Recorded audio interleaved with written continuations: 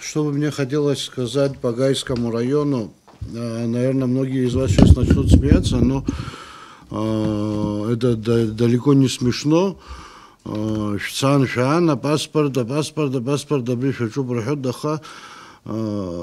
беда. У нас сегодня 30 лет нашей работы, 30 лет жизни в Гайском районе. Фактически не хотелось бы сказать, что утеряны, но сегодня никакого результата фактически не дает. Вся молодежь, окончившая школу, оставляет республику, уезжает безвозвратно в другие государства, в первую очередь на территорию сопредельной Грузии.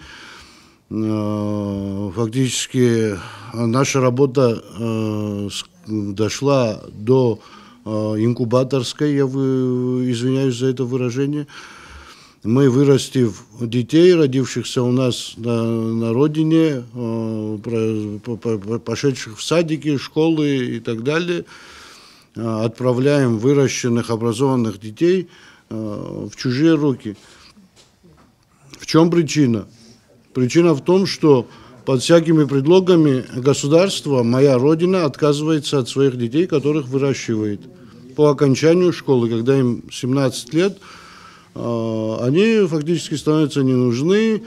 Что такое получить вид на жительство в Гайском районе? Наверное, многие кому-то помогали, звонили и так далее. Прекрасно знаете, я сам фактически очень часто прихожу туда, в паспортное отделение. По 6, по 7, по 8 месяцев документы сданы, и притом это не первичные документы, это уже по второй, по третий раз люди, которые должны брать один и тот же документ, но уже вопрос не стоит о том, что паспорт или какой-то документ у человека должен быть, и эти документы зна окраска цветр халаб, зна принтер пчитер халаб, я не знаю, что за краски и что за принтера эти, которые так месяцами, почти в год ремонту не подлежат и так далее. И люди приходят к безысходности. Это касаемо общего. Второй момент. Население Гайского района, мы все прекрасно знаем, что в основной своей массе это аборигенные генетические абхазы, которые в свое время были по определенным, по всем нам известным причинам переписаны и с видоизменением фамилии и так далее, и так далее. Если кто-то думает, что они по собственному желанию это сделали и так далее, глубоко ошибается. Историки знают, как это происходило. Только отшхотовцев 97 человек за один раз бебейсыр и наган под предлогом переговоров с начальством в Сухуми их везли общий этот и по дороге свернули, расстреляли, всех, кто мог противостоять и что-то сказать, уничтожили, остальную массу переписали, просто-напросто, и ассимилировали. У меня такой вопрос, почему за 30 лет люди, имеющие желание вернуться к своим фамилиям, вернуться к исконным своим национальностям, фактически через, не знаю, ад получают такую возможность или вообще не получают такую возможность.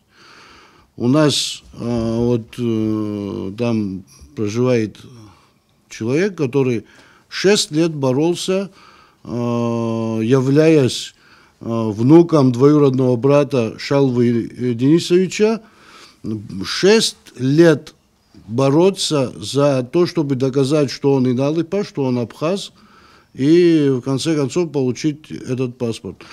Ну, я не знаю, может быть, кому-то не хочется этим заниматься, может быть, я не знаю, кто может сегодня в свободной республике запрещать, не давать, пресекать, блокировать такие дела, как мы должны поднимать генофонд, и мне бы лично не хотелось, чтобы вот эту проблему, которую можно решить сегодня, перекладывать на плечи наших детей, подрастающего поколения, которое завтра, послезавтра опять оказалась бы в тупиковой ситуации. Огромная просьба ко всем тем, кто непосредственно обязан этим заниматься и делать, не упускать еще 30 лет, потому что, как говорится, не всегда есть возможности, не всегда есть те ситуации, когда это можно делать, решать.